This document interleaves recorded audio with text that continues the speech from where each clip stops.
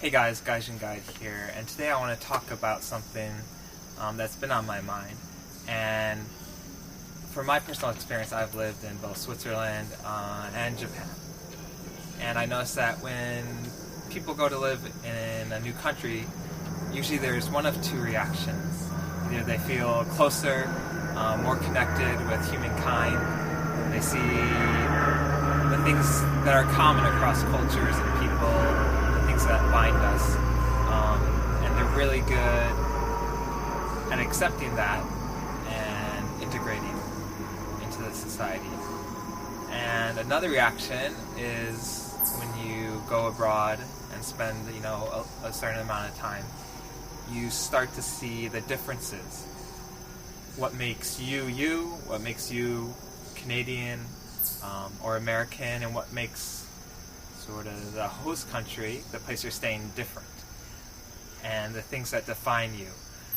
And I think an example of this is, let's take in Japan, pizza. Some people can't get over the fact that there's corn, mayonnaise, seaweed, half-boiled eggs on pizza.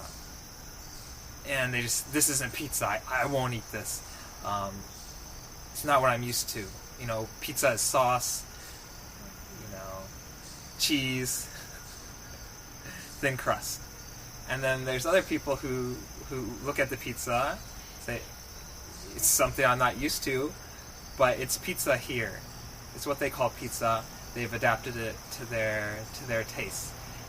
And they're able to move along, they're able to eat it and just accept it as a different type of pizza. And that's just one example, but I think that manifests itself in different parts of your life and in your experience living overseas. And of course those are sort of two extremes, and there's a gray area in between, naturally. And what I really want to talk here in this video about is people who are overseas, and they made friends with the locals, maybe a boyfriend, girlfriend too. And in my experience, specifically speaking about Japan, there were a certain group of people who they would look at someone who was, had a lot of friends, local friends, or was dating someone, and they say, oh, he has a lot of Japanese friends, or oh, he's dating a Japanese girl, or she has a Japanese boyfriend. And this label of Japanese was something that sort of bothered me, because the way people use it, they use it to separate, they're not Western, they're not Canadian, they're not American friends, they're Japanese. And the way they used it was sort of in a condescending way, and sort of treating them like a second class. And it was really, oh, he has a Japanese girlfriend. And specifically foreign women, Western women use this a lot. Oh, he's just dating a Japanese girl, like she's not equal with us, she's sort of lower, or it's going to be a short relationship, there's nothing to it, they're not going to get married. And they really use it in a negative way, sometimes even in front of the people, and it's something that really, really bothered me, because from my own experience, these people are my friends because I like them. It doesn't matter, what language we're speaking and what country we're in. We had a connection. We got along right away. Or for my girlfriend, I like her because she's her. It doesn't matter where she is. It doesn't matter. There's no lure that she's Japanese. So people usually really use that to build a wall, or sort of, somehow to protect themselves, I feel like, from something. Like they needed to build a wall, and that wall helped explain why their situation, maybe they said they didn't want, short-term friends or relationship. I don't know. But that was something kind of got on my nerves, because I felt like they weren't treating my significant other, my friends, as real friends. I don't know, it's hard to explain to words, but it's definitely a feeling that you get. And I just wanted to sort of bring this up and see what your guys' thoughts on this. Did you ever feel like someone was discounting your girlfriend or boyfriend or friends just because they're quote-unquote Japanese?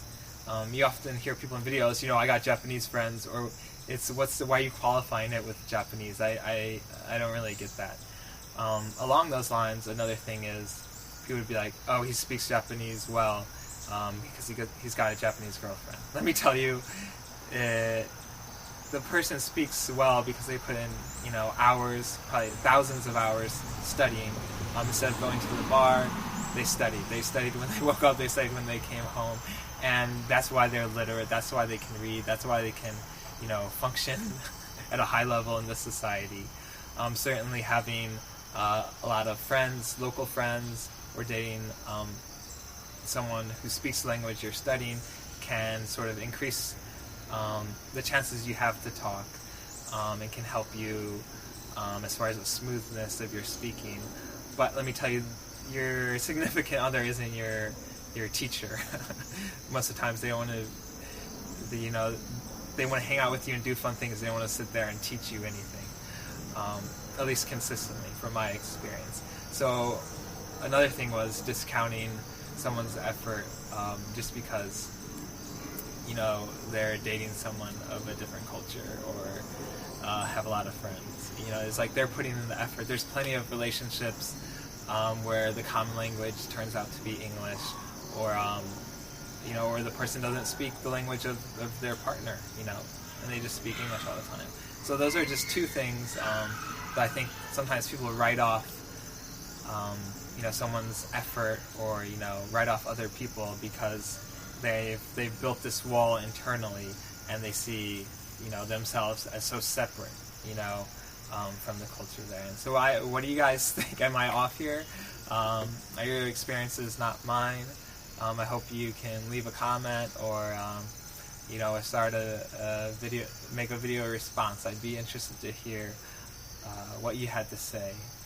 Certainly people are looking to have fun when they go into new countries, but I don't think you can just sort of write other people off, or local people, just as something for fun. So what do you guys think? Alright, this was GaijinGuide. Peace.